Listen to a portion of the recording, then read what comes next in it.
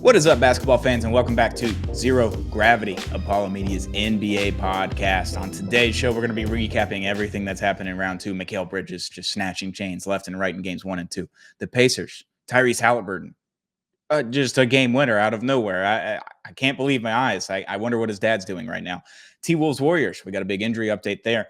Nuggets OKC, incredible game winner, Aaron Gordon. And then the worst playoff game I've probably ever watched in round two. A lot's going on today's Zero Gravity Apollo Media's NBA podcast, brought to you by J-Bar M. J-Bar M Barbecue is just a couple blocks away from Toyota Center. They got free parking, best barbecue in town, and they got great drinks over at J-Bar M.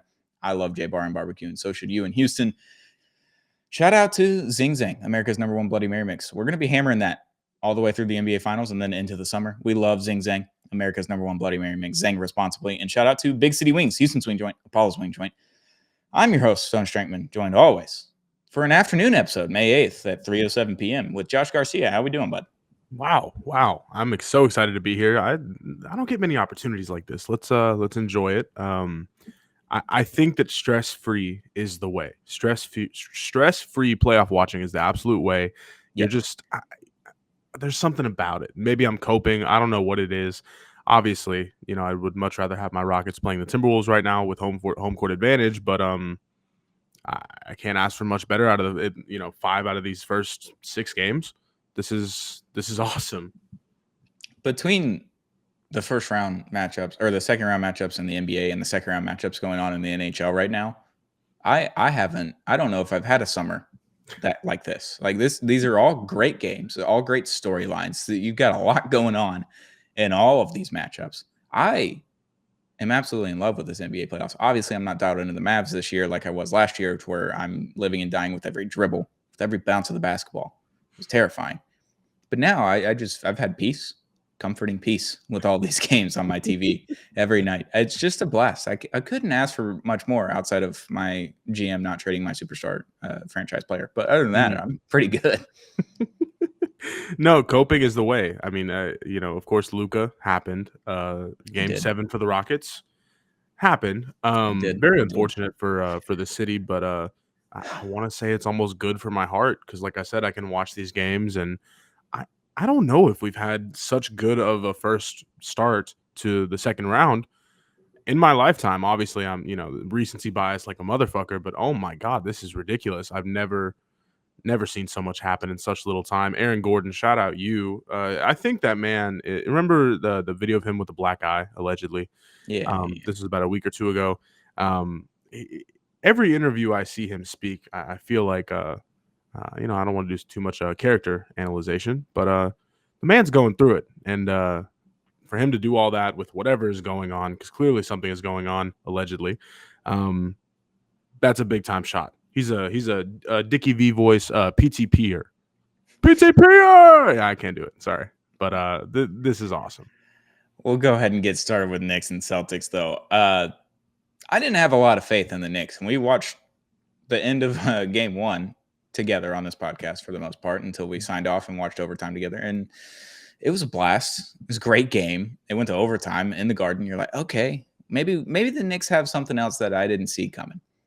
I don't know if I see it that way anymore. I think it's something that the Celtics, I didn't see this coming from them because they were the best team in the NBA last year. They have the exact same roster coming back now. Everyone's pretty healthy. You're like, okay, this should just kind of match up well. They play really well against the Knicks. Like you thought this was just going to go one way, and it hasn't so far. Mikal Bridges, Jalen Brunson, the Nova Knicks, 2 20-point comebacks in games 1 and 2. Unbelievable that happened in the first place, but unbelievable that it's Mikal Bridges at the end of the day making the one play that will win you the game. I couldn't believe my eyes in game 1 when he snatched that ball from Jaylen Brown, who I believe might be one of the strongest players in the NBA. Just like, if you hold the ball, like, can you get it out of his hands? Have no idea how that happened. And then game 2, he's just all over Jason Tatum. Then OG Anunoby comes over for help in the corner. And all of a sudden, Tatum's freaking out. He has to find an outlet pass. He can't find the outlet pass. Mikal Bridges' just giant-ass palm is right in his face, right on the ball. Unbelievable plays from Mikal Bridges. Knicks fans were pissed all season at this guy. They're like, oh, we gave up 5 first-round picks for this guy. What are we doing? And Mikal Bridges just won you 2 games, essentially, by himself with defensive plays. Like, not Yep. Not exactly what you thought you were getting out of him, but exactly what you thought you were going to get out of Mikal Bridges this year. Mikal Bridges is more than good with the Italians, the Dominicans, the Puerto Ricans over in New York City. Bobby, this is awesome stuff. I mean, seriously, there are so many rare or so few moments that feel so electric as defensive moments like this one. This is I just hope to God we get half of what we got in game 1 and 2 with these 20-point comebacks. Obviously, Jalen Brunson. I don't want to sit here and say I was wrong. Because we know he's a good player. We didn't know. We know. You know all too well, former Mav. Look at all your former Mavs shining in the East. You got Tim Hardaway Jr. You got Kristaps Porzingis. Well, you got Jalen Brunson. We can pause on the first two. That one I agree with. Just your guys out there. The New York Knicks are such a weird conundrum. The fans. The video of the security guards screaming for help as the fans were staying in the arena, just cheering their ass off. That wasn't such a good visual. And what did the security guard even? Well, what could he even have done? He got pointed and called over there. He's just sitting there, kind of laughing in their face because it's like, what are you going to kick out 100 people and you're one guy? What are we lady doing? was just screaming from the top of her lungs. Bloody murder. Having worked in athletics for Mississippi State for 2 years, I've seen security guards do that before to home fans. I've never seen it to away fans, so that was a little bit different. But it's also like you got like 3 hours to clear that puppy out. It's not a 30-minute window. They try to get you out of there in 30 minutes, but it's really 3 hours as long as you've got pretty much.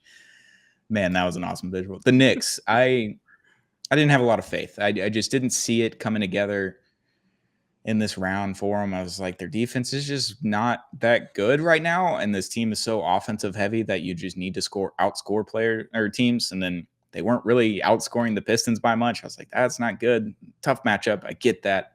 But the Celtics are equally as tough, if not tougher, for the Knicks. I thought going into this. But Jalen Brunson just keeps getting his. He's going to score 30 a night. That's just what he's going to do in the playoffs. And it's been that way really since 2022. When Luka was out for those first couple of games against the Jazz, like he's like, don't worry, guys, I got it. No worries. I'll score 30. Can y'all do enough to get us a win? And turns out the Knicks are doing just enough because they only scored 91 points in game 2. And they won. 91, and they won the game. Real hard-nosed basketball. This is what we do it for. Unbelievable. I know in game 1, the Celtics missed 45 threes, like an NBA record, playoff record for missing threes. Like that is out of character. It's a stat that you throw away to not mess up with your median and your average and all that kind of stuff on your bar graphs, whatever. To do it again for like the whole second half of the next game, it's like you started off so well. You were actually playing pretty good. You were hitting threes. You're doing all of the right things. And then Al Horford's like 90 years old out there. Kristaps Porzingis just refuses to grab a rebound 10, 15 years into his career now. It's like, you're 7'3", just go grab a rebound, dude. Like, do something other than what you're doing. And he just can't. And then the Knicks were like, hey, watch this. I got Mikal Bridges and OG on your 2 wings. Like I'm pretty comfortable right now with my 2 guys on your 2 guys in that position. So 2 20-point comebacks and 2 snatches of the chain from Mikal Bridges is just unbelievable. This is exactly what we do it for. And shout out to whatever mysterious illness is eating away at Kristaps Porzingis because what was the quotable he said? He's like, I literally cannot I cannot focus. I do not have any wherewithal. I don't feel good. It's like eating away at me. That was the quote. Is I don't feel good. My tummy hurts. I swear, what are we doing? I almost thought he said he was like, it's eating away at me or something like that. That could have been. I think that was part of it as well. MLB on facts type. It might have been Centel. Who hasn't been Centel at this point? It's not. Yeah, who hasn't? We'll do a little flashback. About 2 weeks ago, I sent you a Centel tweet, or maybe it was a Talking Baseball, the fake Talking Baseball with John Boy, not sponsored. And I was like, no way they're going to do this thing. And I forgot what it was. After his home run thing in Tampa. Yeah, no, that was. It happens to the best of us. Like, who writes a full 2-page essay? It was AI. It surely, yeah. When you read it in full, it was very much AI after. But I just saw the press release with the tweet, and I was like, oh my god, they did it! Like, no way, they finally did it. Yeah. But shout out New York. Truly one of the greatest greatest sports towns. Shout out the New York Liberty, the city of champions. Maybe If they knock Boston out, who knows? I mean, it's 1994 all over again. Get back to the finals, see what happens. Yeah, it's a shame that Chicago's not in this playoffs because they just got the new pope today. They did. Chicago, a pope from Chicago, The Illinois, is Portillo's now Pope. a pope. Like it could have been Chicago's year, but Italians, Catholics, all alike in New York, maybe they got something moving for them. This is the first ever Knicks Celtics series where stakes are actually on the line. Like this is the first ever time where it's actually meant something, where the two teams are very, I guess, equal at this point. Like championship contenders. It's the 2 versus the 3 seed. Like you got all these things working for you. And we've been craving this for 50 years. Like I don't know when the last time a Knicks Celtics series like mattered. Was it Ewing and Bird like early on? Yeah, like it had to have been 30, early Ewing, 35 years late ago. Bird. Like that had to have been it if they matched up. I don't even know if they matched up. Couldn't tell you. Didn't do the research on it. But this series means something to me, man. I love my Knicks fans on Twitter. I obviously I worked with the Knicks wall for a couple of years there.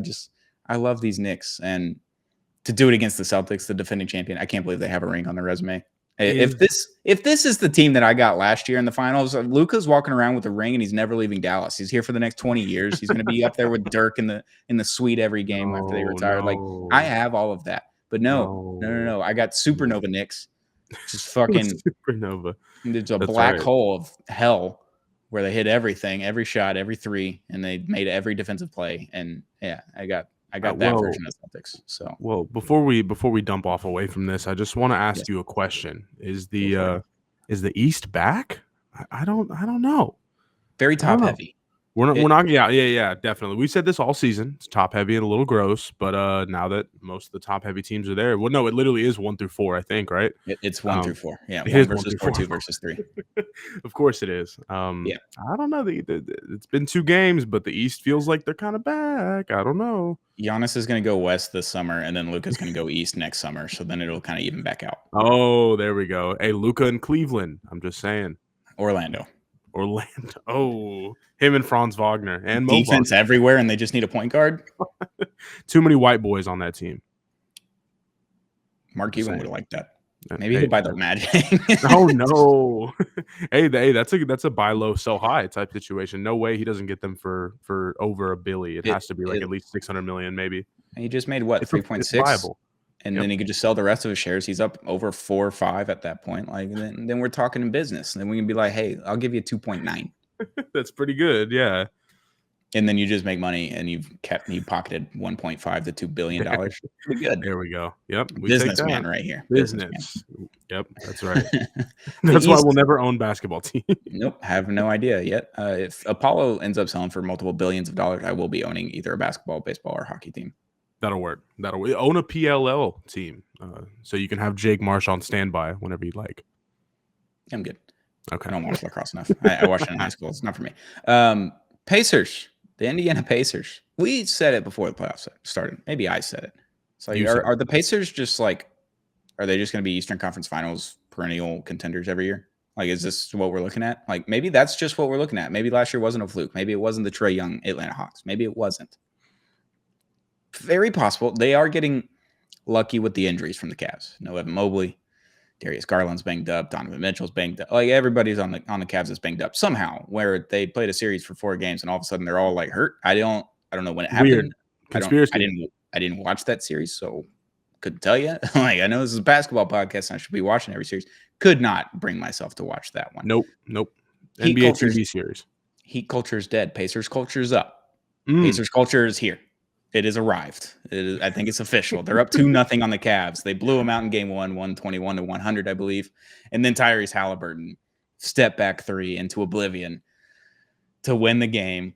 I don't know if I've ever seen a more confusing player out of Tyrese Halliburton. We knew he was good.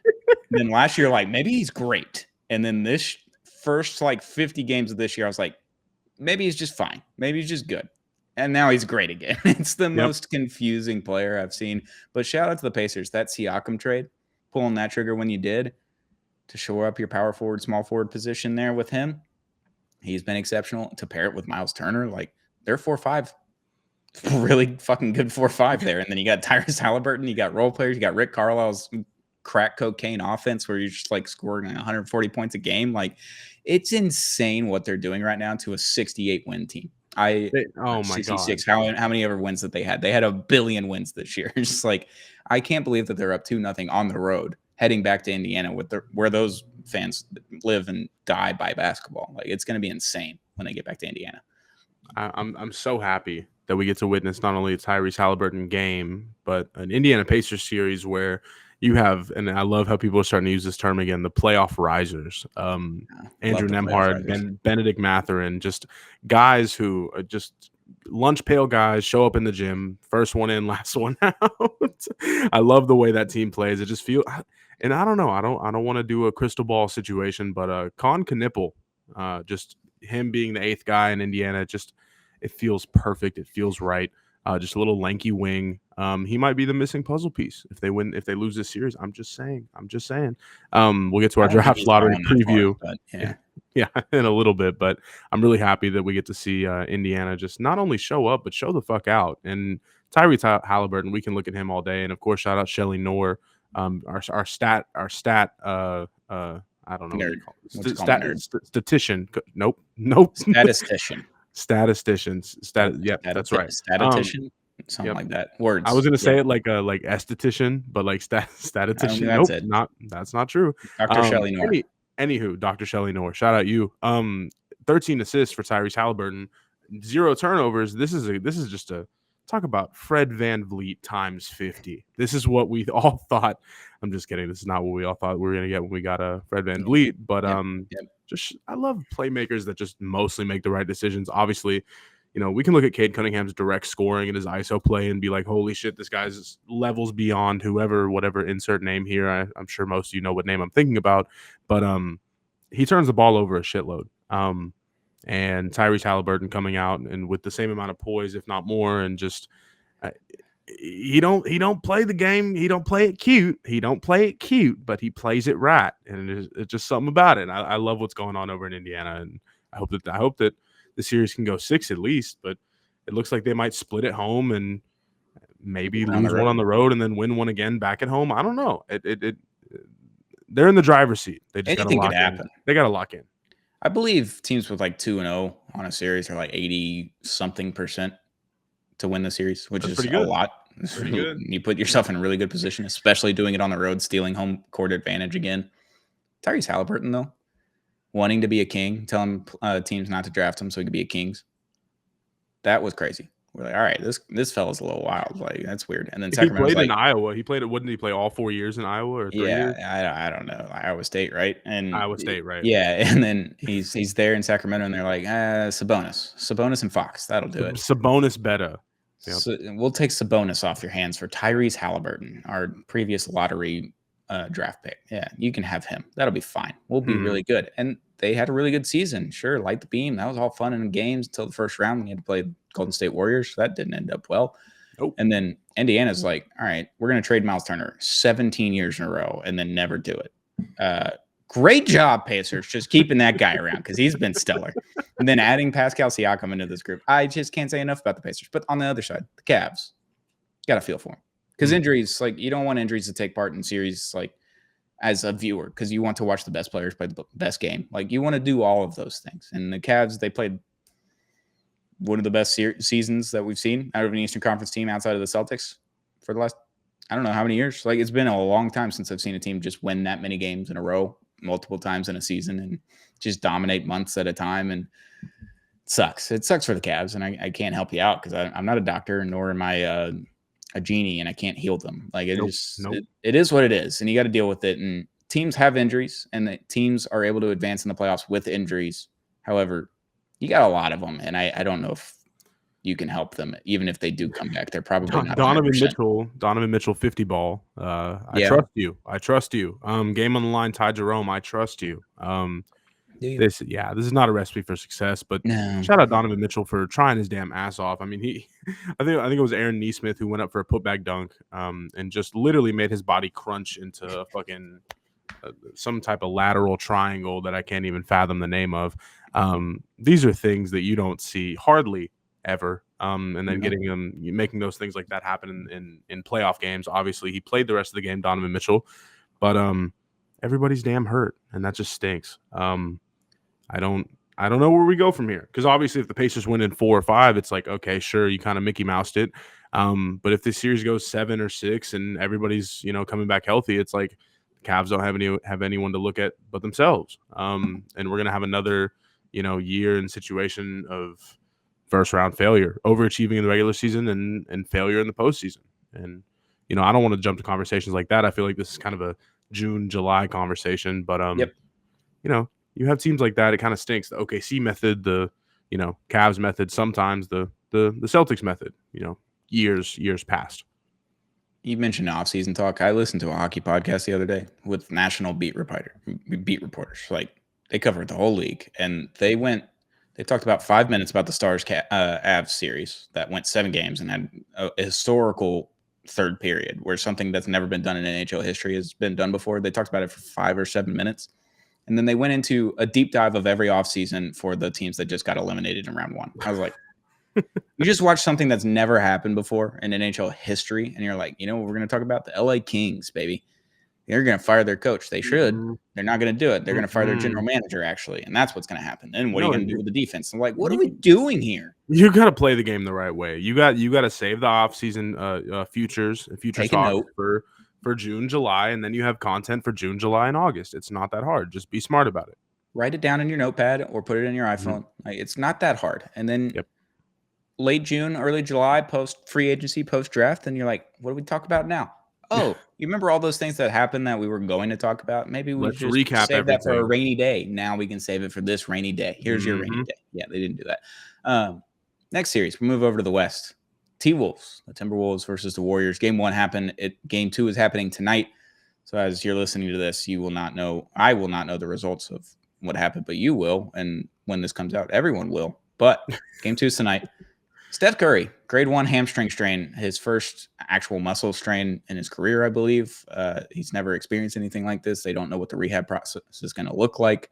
They don't know how his body's going to react to it. He's in his mid-30s. Like, got a lot working against you with this happening at the wrong time. He's out for a week right now. I believe he'll get reevaluated then, and we'll see where he's at. But a week is 4 games, 5 games, possibly. Like, probably 4 games. And T-Wolves, they dropped game 1. They looked just bad. They did all sorts of business. Like, they just didn't look good at all. And Draymond Green hit like 4 threes immediately. It was bad. It's bad. Everybody gangsta till Draymond Green start shooting threes. It happened in game 7 or game 6. I can't remember which one it was for y'all against the Rockets. He hit 2 threes to open the game. I was like, oh no. I think they went up 11-2 that game, and I was like, oh no, it's over. It's over. That was game 6, right? I think they won. I believe y'all ended up winning game 6, but Draymond hit 2 threes at the beginning. And I was like, it's over. It's done. Like, nah. I don't even want to watch anymore. Yeah, that was bad. But T-Wolves, they've got a lot to work on. I know Anthony Edwards is going to be better. I would assume the rest of their team is going to be better in game 2. You're at home. Like, shouldn't you just win the game? Should just win the game, right? I don't know. Just saying. Sure. I mean, the odds are you split it at home, hopefully. Of course, hate to do the verbal meme again, but you really hate to see star players get injured.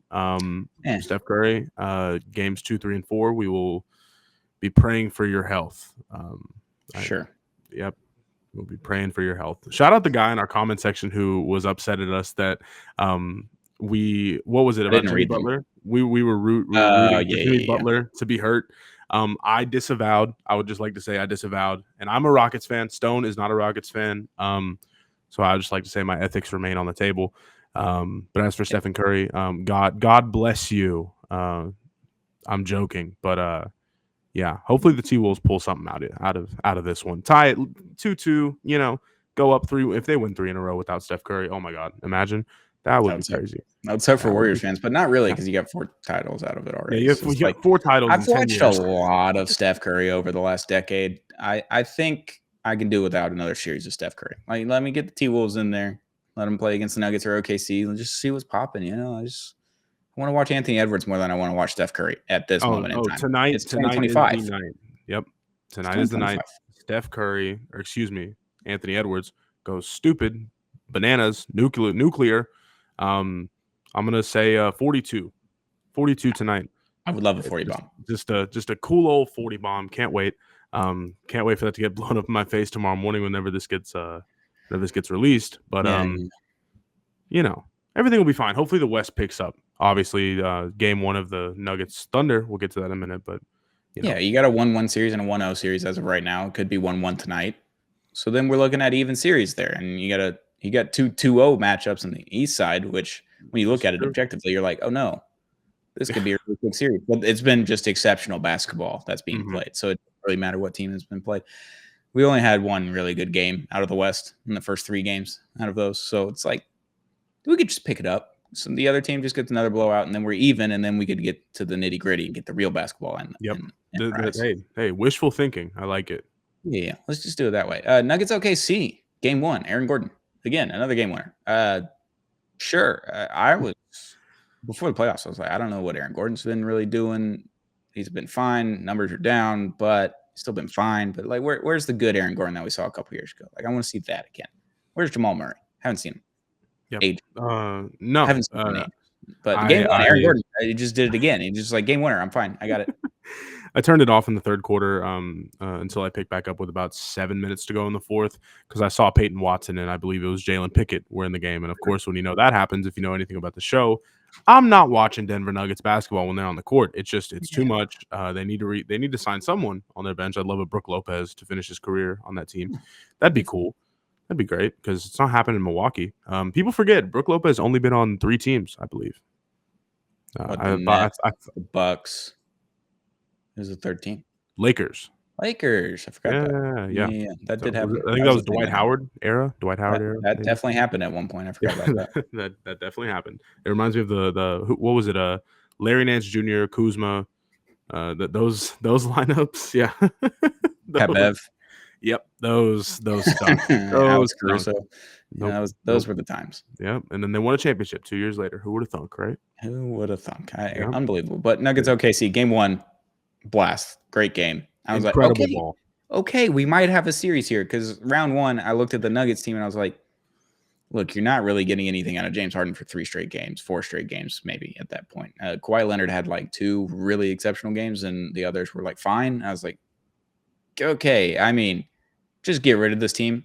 If those are the performances you're going to get from them, Jokic should be able to take over a game. They shut down Jokic pretty good, as much as you can shut down a Nikola Jokic. Like Zubac's played a great series against them, and I was like, all right, maybe we can get 6 games out of this series. And game 1 happens, and I'm like, oh, okay, maybe we're getting 7, maybe it's 5, and it goes a completely different direction. And then we have a conversation about OKC in the offseason. Like, there's all these things that could happen, and then game 2 happens, and I've never watched a worse game. I was watching the Stars on the TV last night, game 1, round 2, but I had it up on my laptop, and I was peering down every so often, every couple minutes. And I was looking down. I was like, this game stinks out loud. OKC had magnet ball for every player. Every possession was a bucket. Somehow they scored 87 points in the first half. And I said, you know what?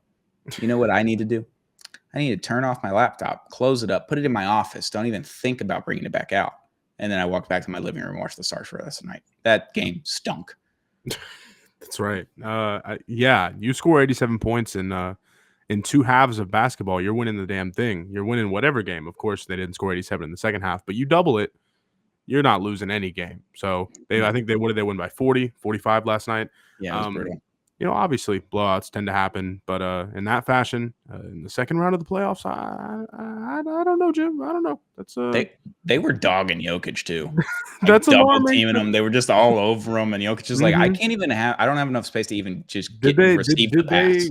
Did they figure out Jokic? I'm going to go out on a limb and I'm going to ask a question. Obviously, it's 1 game of data, but obviously I was seeing Hartenstein kind of face guard him for the YouTube viewers, kind of with his hand, real kind of in, out with his hand. And of course, that's how Jokic found that lick of space for him to hit that. I think it was to cut the lead to 1 or 2 within the last minute of the game because he had, just that little lick of space. Jokic doesn't have that little lick of space anymore. I don't want to say he's a one-trick pony. Obviously, he's the most lethal, pretty much one of the most lethal and best players in the world. But if they figure out Jokic, this is OKC still winning in 5. So we'll see how it turns out. But if they got him figured out, I don't know. It's dunzo. It's very dunzo. Yeah, I mean, I saw one play last night. It was in the second quarter, and Jokic is sitting at the top of the free throw line on the right side, and he's trying to get the ball, trying to get a pass from whoever. I can't remember who had the ball. He's trying to get open for a pass, and they have two guys, and they both have one arm around him. It's like you can see the arms just circulating his chest and waist area, and I'm just like, I understand that physicality ramps up in the playoffs. The whistle gets swallowed a little bit. I love that about NBA basketball. I love that about NHL playoffs. Like that is one of my favorite parts about the playoffs is that a lot of things that were called in the regular season are not going to get called. When that happens and he's getting turned left and right, a large 265, 270-pound man by two guys that are much smaller than him, we might need to have a conversation, guys. I think that shouldn't be allowed. I think he should be able to get a little bit of space in order to grab a pass, like just without getting mugged. It reminds me of the inverse kind of Reddit post that they would make about the Warriors. Why don't they just build a wall around Steph Curry so he can take open 3-pointers? Yeah. Same thing with the OKC Thunder. To just build a wall around Nikola Jokic. Surely they won't call it every play. You do the Warriors method. You do a moving screen every play. They won't call it every play. I'm just saying. Fair enough. Yep. It's fair enough. And then OKC crowd booing Russell Westbrook was egregious. Kevin Durant, I can understand that one. And he spurned you in free agency. I get it. Russell Westbrook was your lone man standing. He won an MVP for you guys, essentially, like because everybody left him, and he's like, you know what I'm going to do? I'm going to go average a double for the first time since Oscar Robertson. Well, they cheered him. They cheered him game one. It's fine. They got their love out of the way, and then now it's straight hate. So yeah, I thought that was interesting. Like slight boos is okay. Audible boos on the TV. Come on. Well, he did so much for your franchise. He kept him afloat for a little bit there, and then your team starts sucking, and then he ends up getting traded. Like he didn't choose to leave. He didn't ask for the trade. Like it happened organically, and he left your franchise. He's one of your best franchise players ever. Like, yeah, I don't get the boos, but like, it's Russell Westbrook in 2025. It's not 2020 anymore. Like 2020 maybe was the last time I was like, wow, Russell Westbrook, pretty good. The rest of the time, he's just crack cocaine raccoon just running all over the place. And I enjoyed that type of basketball. Let me tell you. Him hanging on the rim, was it in game 7? They were up 30. him just doing all over the rim. That was so funny. Russell Westbrook is just, if you're talking to me in a conversation right now and you're like, man, Russell Westbrook, he sucks. I hate that guy. Objectively, I'm not going to enjoy that conversation with you. I'm probably not going to have it in the first place. But if you come up to me and you're like, man, Russell Westbrook, he's maybe not that great, but he plays like Sonic the Hedgehog on speed. Like, yeah, no, that's exactly what it is. It's crack cocaine. It's doing a motorcycle flip off of a canyon without a parachute. Like, that's what it feels like watching Russell Westbrook play basketball. And I enjoy that because it's fun. It's objectively funny. But if he's on your team, I may understand why you may not like that. Yep, it's the Draymond, the Pat Bev, but in a much more I don't know, fun and less violent way. Yes, less violent. That's the term I'm looking for. Yeah, because Pat Bev is a rocket. Of course, it was kind of the earlier part of his career. He was damn fun. And it's too bad that we couldn't get him on the latter end of those Harden years. But I don't know, man. Russell Westbrook. It's just something about that guy. Just 17, 13, and 8. Just all day, all night. You put him in there for 25, 30 minutes a night, he is wrecking shit. He is a walking wrecking ball into whatever brick wall human being he can run into. I love it. And grabbing 15 rebounds as a point guard is just so fucking funny too. It's just like, go grab a rebound, bud. You got it, dude. Like, he still like awkwardly jumps out of the gym. You can tell he's lost a huge amount of his step, but he's just there's something about it. He just has the angles. He just plays the game. He just does it the damn right way. I don't know. Revisionist history. If Derrick Rose never tears his ACLs like 6 times, who's more athletic in 2025, Derrick Rose or Russell Westbrook? Because I think it's still Russell Westbrook.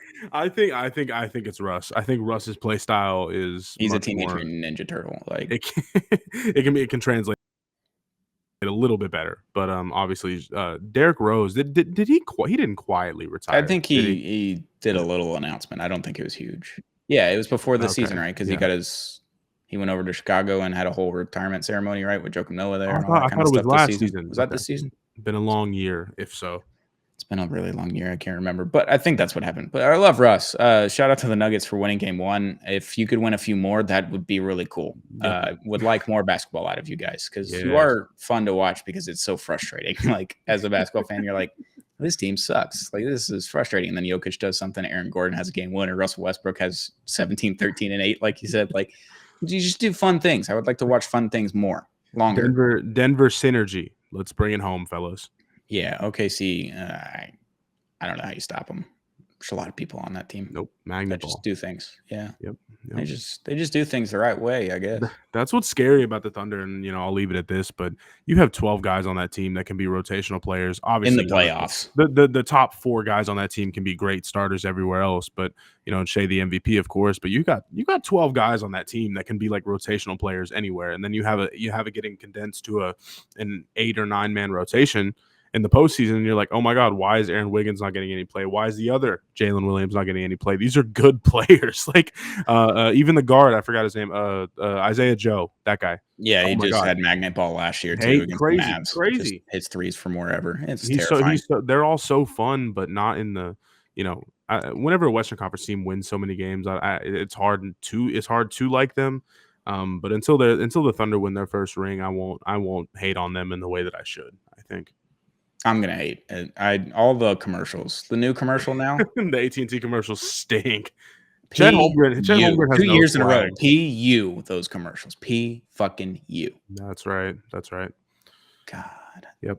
Just get rid of those commercials, and I might actually like OKC. Like enjoy watching them play basketball. I hate watch them. Yeah, no, I don't blame you, because obviously the Rockets and Thunder have a little thing going on, and I should hate them just as much as the next guy, and I should have solidarity with you. But I don't know. But I think one of the funniest things was it the OKC crowd calling Jokic a free throw merchant? Yeah, they do that to everyone. Yeah. That's awesome. You just gotta love it. The self-awareness is level 0. Incredible. Nope, I haven't made it past the first level there, so that's good. Last thing before we go, the NBA draft lottery is Monday. I will ask you, who are your top 3 teams that you want to win the number 1 overall pick outside of the Rockets? And I can't choose the Mavs. Biases aside, in no direct particular order, it would have to be probably the can I say the Suns, and then the Suns get the Rockets? No, get the that's Suns directly related to your trade. Yeah. Sorry, I'm joking. How are you? Probably the Raptors. The Raptors at 1. I believe the Kings. VJ Edge come to the Kings. Well, that pick goes to Atlanta. So. Oh, does it? Okay. Then fuck it. Throw Atlanta in there too. Yeah. Atlanta. I know. Fuck it. Raptors, Hawks, and Blazers. That's my top. Okay. Yeah, I don't know the protections on that pick. Sacramento going to Atlanta, and I don't know the protections from Atlanta going to San Antonio. I don't know if it's top 3 protected, because then if they win that, then obviously they get the pick. But yeah, no Spurs talk on this podcast. No. We're not going to be talking about them. I'm going to go Philly as one of my 3 choices, just because then we can get rid of Joel Embiid out of there, and then you got Tyrese Maxey, Jared McCain, Cooper Flagg, and now we're cooking with a lot of gas there. And you got a lot of cap space because you just got rid of him, and then Paul George, you could just buy him out. Yep. Thoughts? Yep. Yeah, that would be cool. Portland. I don't like it for the NBA itself, because then he's just put in the Pacific Northwest, and I'm not staying up till midnight watching Cooper Flagg games just all the time. Like if he goes east, I'm going to watch those games. If he's not east, probably not going to watch those games. But for the team, that would be pretty fun. I think Portland. Yeah. Obviously, I want Dallas to win it, but I can't say that. Chicago, maybe. Yeah. Can we get them to sell the team if they win the number 1 overall pick? That is my caveat. I like it. Yeah, I don't hate that. I don't want them in Brooklyn. I don't want them in New Orleans. I don't want them in Charlotte. I don't want them in Washington. Utah, no, I'm good. That's just too on the nose for Utah. Don't let that happen. I don't know. Cooper Flagg in Washington, I think that might be a 1A. I don't know. I don't know who my 1B would be, but my 1A League Pass Team of the Year early. I'd watch a lot of Washington if that happened. Yep. And they're on the East. The game started at 6 p.m. That's fine with me. Yeah. You got it. Turn on. You're cooking dinner and just have your laptop on the counter, just watching Cooper Flagg and the Wizards play against the Hornets on just a casual 6 p.m. game on a Monday night. That'd be beautiful. Watching Cooper Flagg and VJ Edge come duke it out. Wizards versus LaMelo Ball and the ghost of LaMelo Ball and whoever else is on that team. Stone, we'll do. I believe the next show, at least, especially whenever we get Sheldon on, we definitely got to run Rockets trade scenarios, because I saw some Trey Young and Giannis trades that got me thinking. Trey Young, obviously, we can get a lot less for him. I believe we can give a lot less for him than Giannis. But I don't know. Just got the wheels turning. I've been on Trade Machine a little bit, and I've been thinking. I did have a question about Trade Machine. Is the trade machine era dead because of the CBA? Trade machine era died when blogs died, I think. Yeah, but like even just like logging in and just like cooking up a trade on a random Wednesday afternoon after work or after school or something like that. Like I used to do that all the time until like 21, 22 roughly. And then obviously with the Mavs last season before the trade deadline, I started cooking a little bit. I was like, all right, we're getting somewhere. But now with the CBA and the aprons and everything, it's like impossible to even have fun on there. It's hard to make not allowed. 1 for 1 is the only thing allowed. And I'm like, I can't trade KD to the Mavs for like these 4 guys. They're like, nope, 1 for 1. No, and that's the thing. You gotta go through 15 different combinations. I almost want to say it's like, remember how you were on Nike ID in 2013, 2014? It's like Nike ID, knowing that you'll never be able to buy the shoe, but you're just, same thing with the trade machine. You just, you're not gonna be able to make the trade. So, the 10-year cycle repeats itself. The trade machine. Welcome back, Nike ID in this prime. Be fun. Try it out again. Oh, I love basketball, brother. Thank you for letting us talk about basketball. Just one more time. This is good. We'll be back pretty soon with another episode of Zero Gravity. We'll talk about games 2, 3, 4 if they happen before Sunday night. We're tentatively on Sunday night. We'll see what happens. Obviously, you got the lottery on Monday. Kind of want to talk about that. If something surprising happens, maybe we just do an emergency pod on Monday night. Just talk about the lottery. We'll see. We'll see where our heads are at, where our schedules are at, all that. But more playoff basketball is to come. It's still round 2. You got plenty of teams left. You got plenty of games. You got one at least most nights, I think, like every night. Yep. Got one tonight. T-Wolves Warriors game 2. Should be fun. Should be an Ant Edwards game. So I'm excited to watch that. But we'll be back very, very soon with another episode of Zero Gravity, Apollo Media's NBA podcast, brought to you by J-Bar M. J-Bar M Barbecue is just a couple blocks away from Toyota Center. They got free parking, best barbecue in town, and great drinks over at J-Bar M. We love them here at Apollo Media. We love Zing Zang, America's #1 Bloody Mary mix. Hammering it during the Stars games. Let me tell you, I get stressed. I'm like, you know what I need? I need a Bloody Mary from Zing Zang, America's #1 Bloody Mary mix, because it calmed me down during this third period. And it does the trick each and every time. Zang responsibly with Zing Zang, America's #1 Bloody Mary mix. And shout out to Big City Wings, Houston's wing joint, Apollo's wing joint. Go check them out today if you're in the Houston area. They got 14 locations. Chances are, if you're in Houston, you're near Big City Wings. Joshua, thank you for joining me. Can't wait to do it again. Love basketball. Love the NBA playoffs. It's just the best. I can't help it. It's just the best.